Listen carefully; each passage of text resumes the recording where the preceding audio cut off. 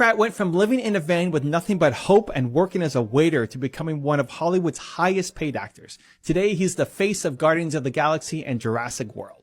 Chris Pratt's journey wasn't easy. At 19, he was living in a van in Hawaii, working at a restaurant to scrape by. He didn't have money for acting classes, and the idea of making it big in Hollywood felt like a dream that would never come true.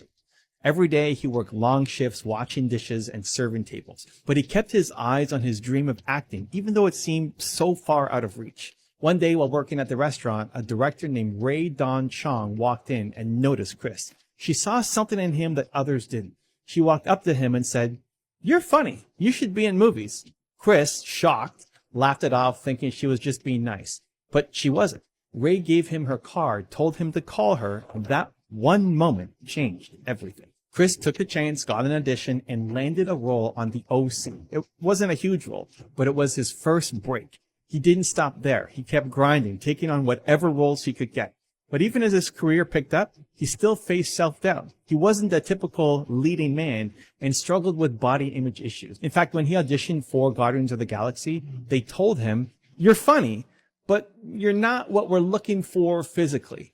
They said he needed to lose weight if he wanted a shot at the role.